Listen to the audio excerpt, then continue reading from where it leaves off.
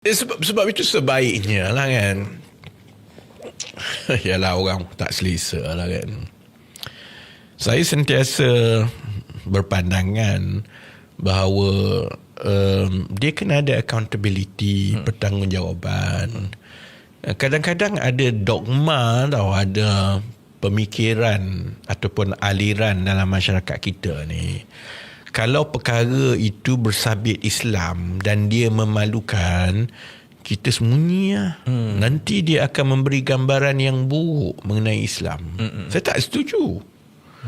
Dia sebenarnya, dia seolah-olah kita bagi gambaran kalau yang mengendalikan itu ialah orang tokoh agamawan, maka mereka terlepas daripada accountability. Dia buat salah pun tak apa, sleeping on the job pun tak apa.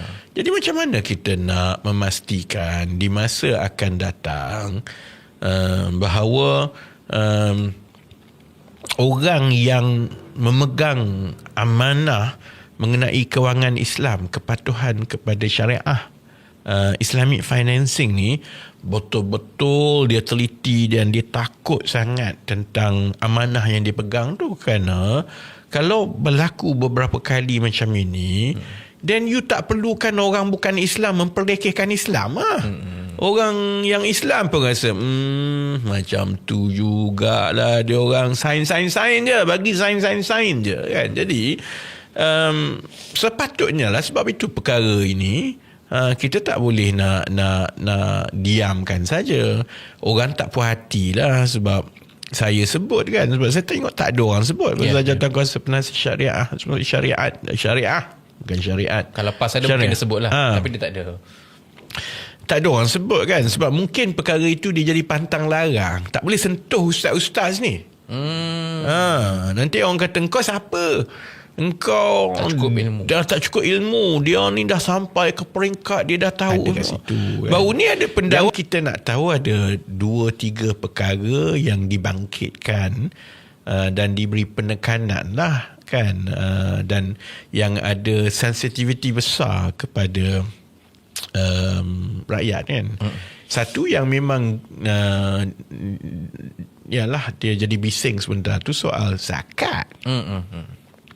Tak dijawab langsung kan. Tak ada orang yang sentuh zakat. Ahli parlimen pun tak sentuh zakat kan. Tak tahu dia orang ni dah diberi amaran jangan sentuh zakat ke apa, backbencher semua ni kan. Itulah ruginya bila ahli-ahli parlimen PAS tak ada. Sebab yang paling ada credibility untuk bercakap pasal zakat ni ialah ahli-ahli parlimen PAS kan. Sebenarnya betul lah. Saya bacalah jawapan daripada tabung haji.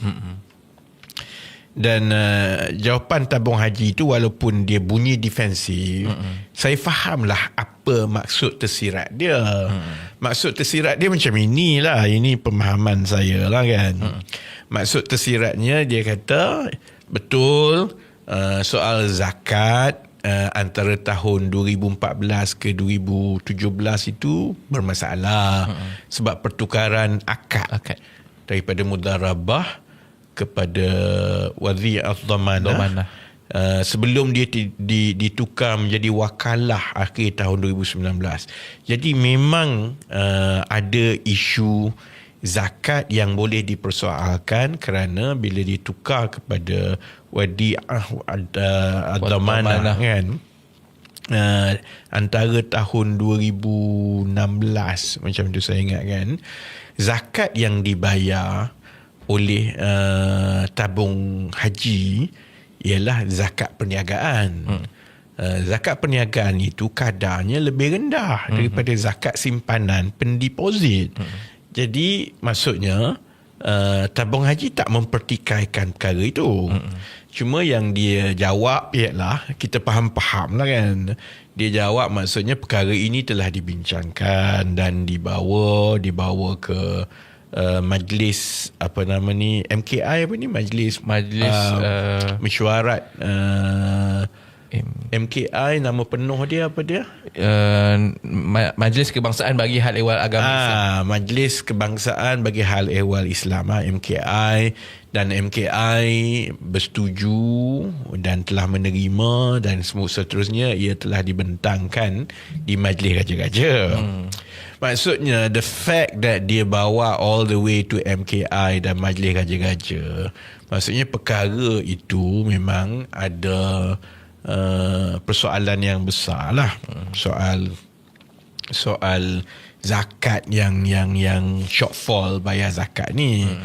Jadi kenyataan tabung haji bahawa perkara ini dah selesai dan MKI telah buat keputusan dan bahawa isu zakat oleh pendeposit ini tidak berbangkit. Maksudnya dia kira ini adalah keputusan bahawa dah lepas tanggungjawab dan juga kewajipan oleh pendeposit untuk bayar zakat yang shortfall tu, yang itu bagi pihak masyarakat, maka MKI semua pihak yang bertanggungjawab ini telah buat keputusan dah terlepas lah daripada tanggungan itu.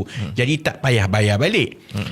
Yang itu kita faham lah kan. Tapi sepatutnya sebagai ahli parlimen dan sebagai masyarakat juga kan, ada banyak soalan yang kita perlu tanya tau. Contohnya, semua ini berlaku soal result negatif tapi masih bayar hibah. Soal Pak Mantelo. Lepas tu soal tukar akad ni tau.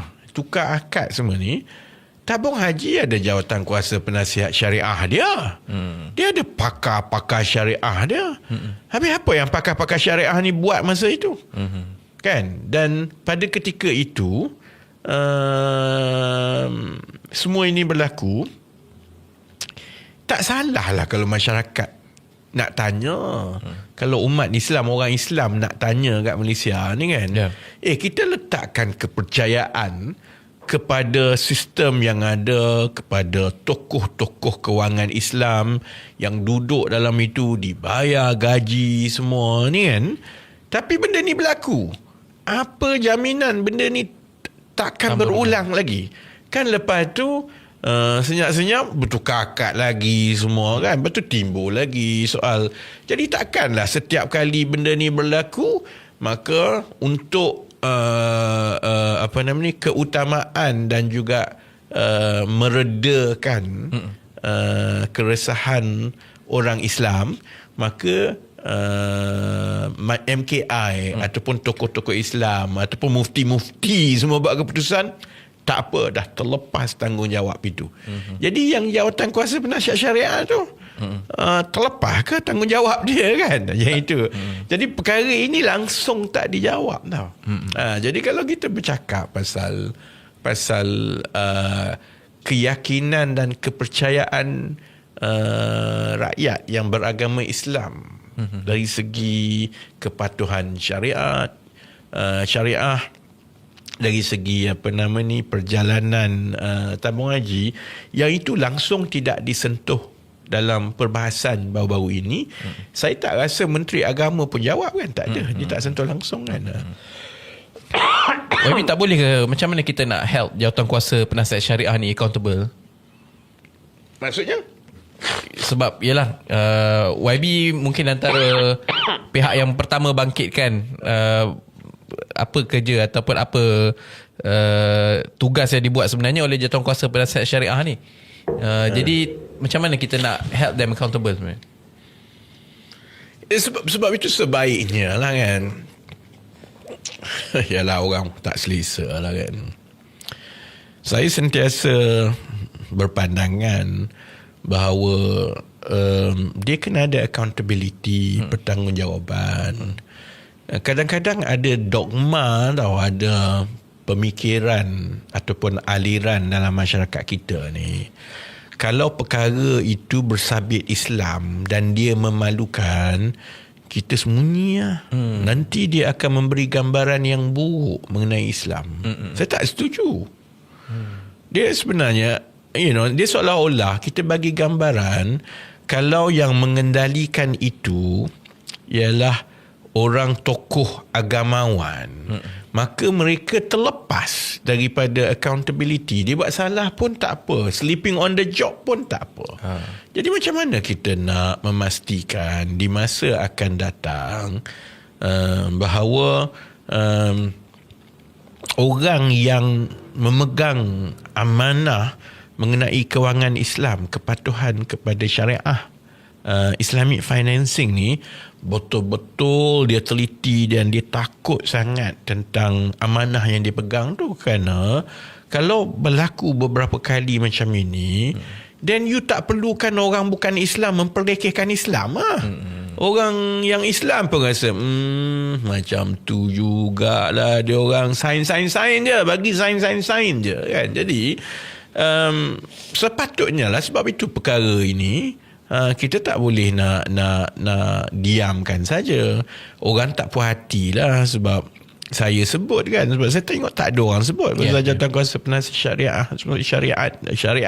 bukan syariat. Kalau PAS ada mungkin dia sebut lah, tapi dia tak ada orang sebut kan, sebab mungkin perkara itu dia jadi pantang larang, tak boleh sentuh ustaz-ustaz ni. Nanti orang kata engkau siapa, engkau dah tak cukup ilmu, dia ni dah sampai ke peringkat dia dah tahu semua. Baru ni ada pendakwaan di bawah Akta SPRM terhadap seorang tokoh perbankan dan kewangan Islam yang ternama. Saya tak rasa lah sebenarnya dia ni nakal atau saya tak kenal dia, tapi iyalah kita tahu reputasi dia, nama dia dalam perbankan dan kewangan Islam kan. Saya tak rasa lah yang diorang ni memang menipu ke style jolo ke apa kan, tak ada. Tapi saya rasa oleh kerana dalam masyarakat kita tak nak sentuh atau tanya atau beri kebertanggungjawaban di accountability kalau orang itu ialah agamawan yang tinggi. Dia manusia juga tau. Jadi sebab itu kalau banyak saya ingat kalau yang berlaku itu sebab dia ambil mudah.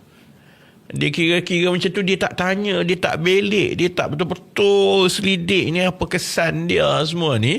Akhirnya jadi macam itulah. Sebab mungkin yang orang jumpa hanya satu daripada 100. Yang 99 lagi tu kan. Of course lah, bagi pihak berkuasa agama di Malaysia, baik JAKIM ke baik MKI ke, saya faham lah kalau pandangan yang diambil demi kepentingan dan imej Islam di Malaysia, maka kita membuat keputusan yang pendeposit adalah terlepas daripada tanggungjawab mereka kerana kesilapan yang dibuat oleh orang lain, maksudnya juga ialah dosa itu orang tu tanggung lah. Kan? Kasar sebenarnya kan. Tapi kita bukan saja bercakap semata-mata soal dosa pahala, kan? Kita bercakap tentang accountability dan juga keyakinan pendeposit, keyakinan kepada sistem yang tambah macam Malaysia.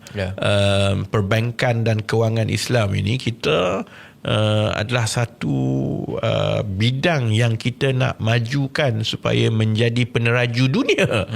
Jadi benda-benda macam ini dan kita hanya boleh buat begitu menjadi tempat tarikan perbankan Islam di dunia kalau ada keyakinan bahawa sistem dan juga proses yang kita ada, salah satunya ialah bersabit dengan Jawatankuasa Penasihat Syariah lah.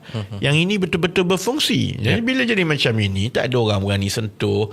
Kita tak dengar in detail lagi macam mana Jawatankuasa Penasihat Syariah ni boleh sampai jadi macam ini. Sebenarnya dalam RCI dia dia tekankan benda tu tau. Berapa kali dia sebut pasal jawatan kuasa penasihat syariah kan. Tapi ialah ahli-ahli parlimen kita memilih untuk walk out. Jadi perkara ini tak dibincangkan lah kan.